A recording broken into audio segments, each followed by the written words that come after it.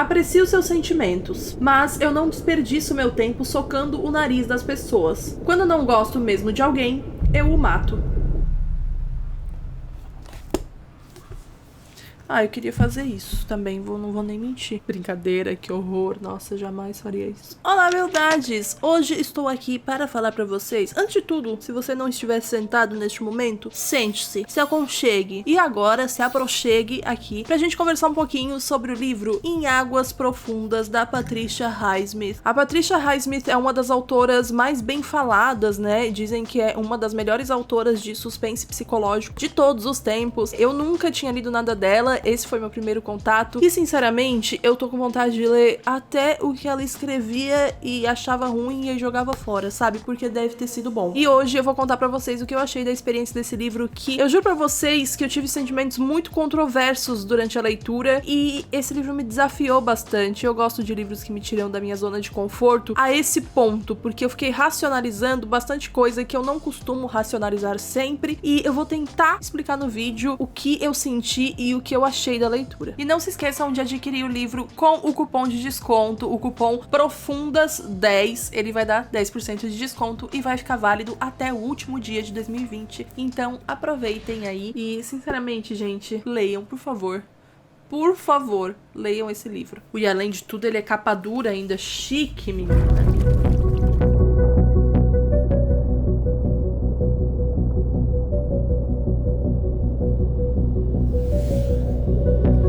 Nesse livro nós temos dois protagonistas, eles se chamam Victor e a Melinda. Eles são casados, mas é um casamento um pouco estranho, por assim dizer, porque o casamento ele é zero convencional. Ele na verdade é um grande acordo nacional, enfim. E esse acordo é um tanto quanto lastimável, porque o Victor e a Melinda, eles não se amam, eles não se respeitam, pelo menos não em minha opinião, e eles não têm absolutamente nenhum laço além da própria filha, a Trixie. E por amor a ela, por quererem proteger ela das coisas que poderiam acontecer consequentes de um divórcio, eles entraram neste acordo, que era manter o casamento, não se separar, continuar morando na mesma casa, mas a Melinda poderia ter os amantes que ela quisesse, tanto quanto o Victor. Não chega a ser tão explícito assim o papel do Victor nesse acordo, além de simplesmente aceitar e também de aprovar os amantes da própria esposa. Sim, eu falando pra vocês, parece um grande, sei lá, romance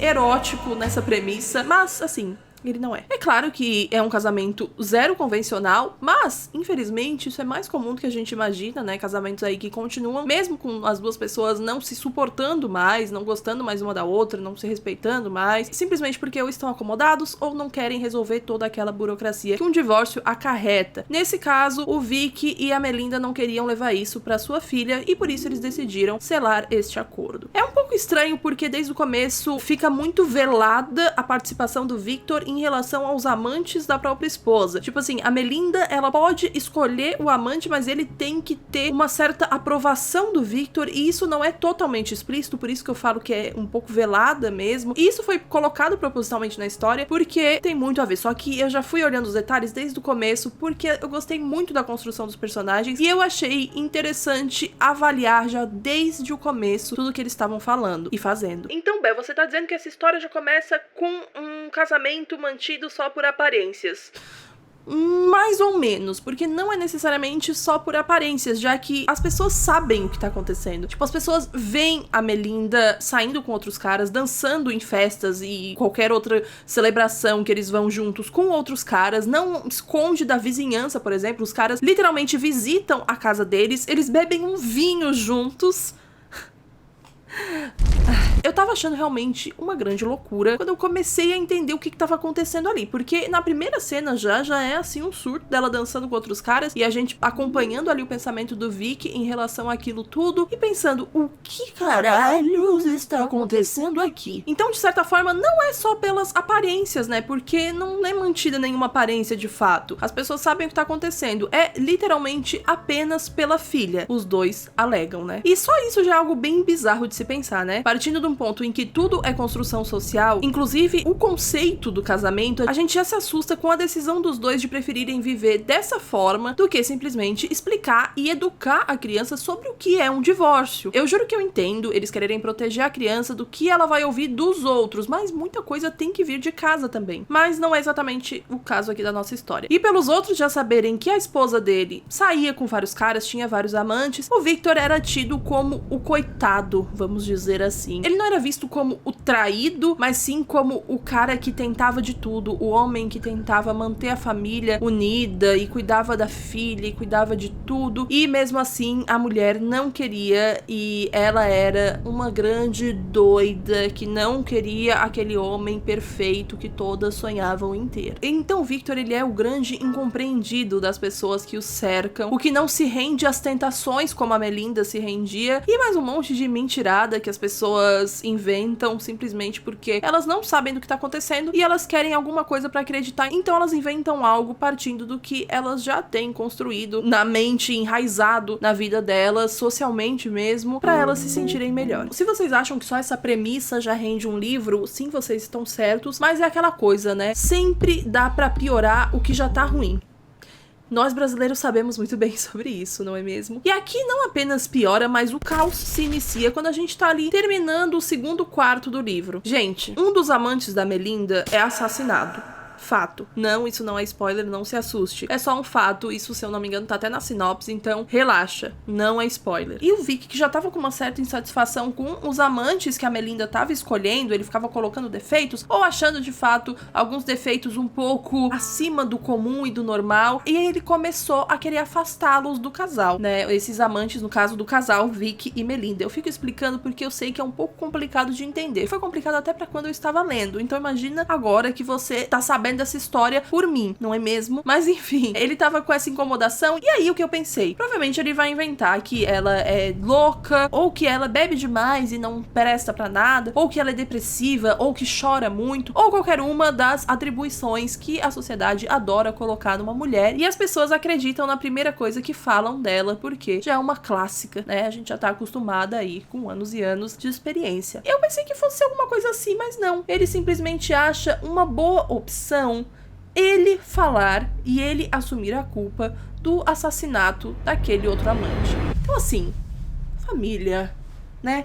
Vamos dar uma pausa aí em tudo que eu falei até agora. E sim, a partir desse momento começa um jogo mental que eu simplesmente fiquei vidrada. Não é uma história tão fácil assim de ser compreendida, mas no momento que a gente percebe o que a autora tá fazendo, a gente não consegue mais largar o livro. Esse jogo mental que o Victor começa a fazer com os homens que ele não queria ter por perto, tanto dele quanto da esposa dele, é algo fenomenal, fascinante, porque é muito bem escrito, assim como todo o resto do livro. Eu vou continuar falando sobre a escrita e enaltecendo a escrita da Patricia Highsmith, mas especificamente essa parte, quando se inicia todo esse jogo psicológico, sério, que foda. E eu digo que ele não queria esses homens por perto, porque assim, ele também ficava perto dos homens. Ela literalmente levava eles, né, pra casa dos dois. Às vezes, inclusive, eles ficavam lá bebendo um vinho, tocando um piano, uma coisa comum, né? O Matheus sempre traz aí umas 3 mulheres pra eles ficarem ali conversando e eu olhando, pensando, poxa, que bela amante você tem, hein?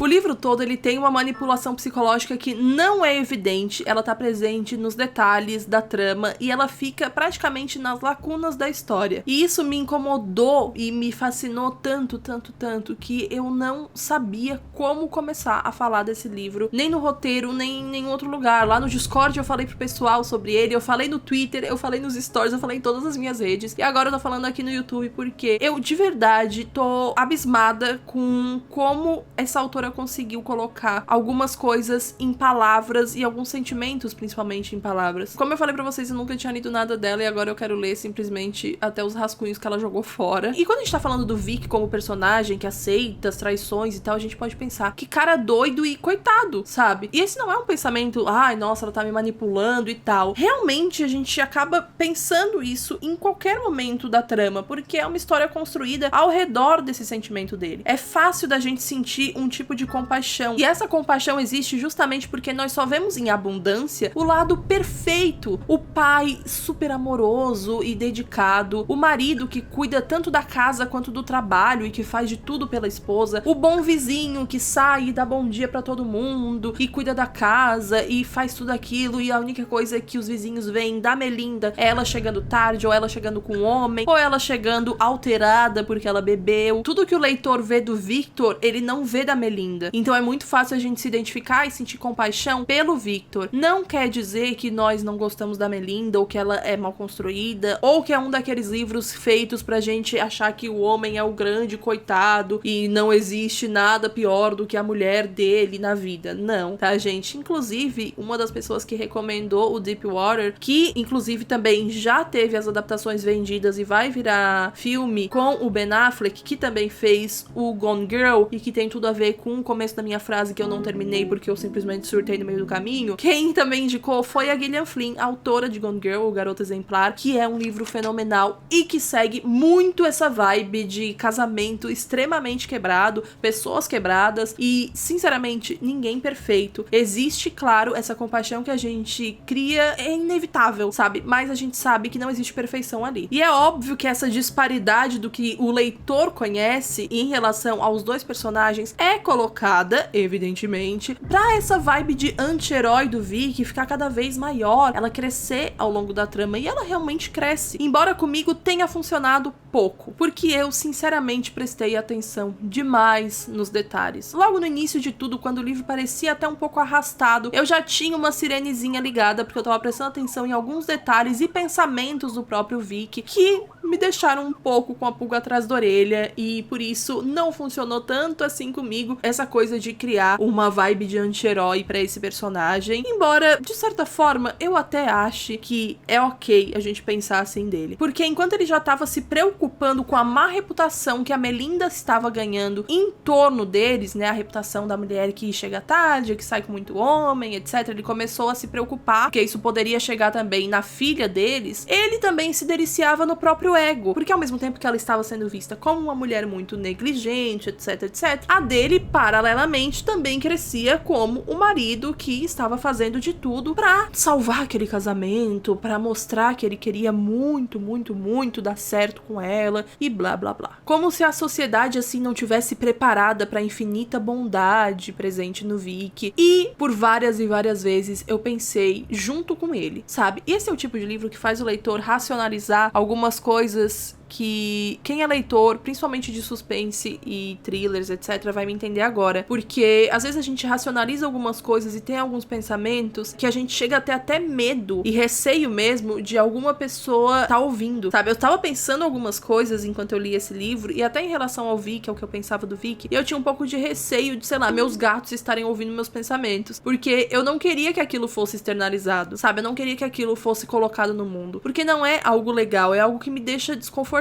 E todo ser humano tem esse lado. Quando a gente começa a racionalizar esses sentimentos por conta de uma história, por conta de um livro, eu acho extremamente necessário recomendar ele, ou necessário pelo menos pontuar que ele teve esse efeito em mim. E quando eu senti essa vibe do Vic ficar imaginando que a sociedade não tava tão pronta assim pra lidar com a infinita bondade dele, eu me lembrei de várias histórias que eu já li, de histórias reais, de psicopatas e de personalidades diabólicas, que muitas e muitas vezes passavam despercebidas, simplesmente porque elas não externalizavam isso. E isso do Vic muitas e muitas vezes passava despercebido enquanto a gente tava lendo a construção desse personagem, porque esse tipo de coisa fica escondida nas lacunas do bom marido e do pai incompreendido e bondoso. Enfim, acho que vocês já devem ter percebido que esse livro, ele realmente mexeu muito comigo. Eu terminei ele essa semana sem saber direito que nota dar, ou até mesmo como falar sobre ele aqui com vocês, porque é difícil falar sem revelar muita coisa dessa história. Parece que a autora explorou perfeitamente alguns assuntos que me quebram muito no meio. E isso fez eu perceber como a história foi bem envolvente pra mim. É uma história que pode parecer tão rotineira, tão cotidiana, calma, quase que tediosa pra muito leitor, mas a construção de um viés de insanidade na mente de um psicopata não é construído somente quando ele externaliza e age de fato. É quando ele vai passo a passo idealizando essa externalização. E é exatamente exatamente isso que a Patricia Highsmith faz aqui. E também o que a Patricia Highsmith fez aqui nessa história foi o que faz um criminólogo agradecer o autor. Ela não sensacionalizou a perturbação, ela não glamourizou nada ao redor disso. Ela construiu de uma forma perfeita. E por isso, vocês podem ter certeza, eu sempre vou recomendar esse livro. Ele mexeu muito comigo, eu gostei muito da construção dos personagens, da história, da trama em si. E ele é um livro pequeno, assim, não é tão grande não, tem ali suas 200 e tantas páginas, se eu não me engano. 280 e poucas páginas. Então, se você tá procurando aí uma leitura pra este final de ano, ou até começo de ano, ou de qualquer momento do ano, sinceramente, porque esse livro se encaixa em absolutamente todos os momentos, porque é uma história bem escrita. E um livro bom tem que ser recomendado e passado adiante. Então, leiam em Águas Profundas. Eu vou deixar o link pra vocês adquirirem ele aqui embaixo. Que aula de escrita que eu tive. Só leiam. Sério, só leiam.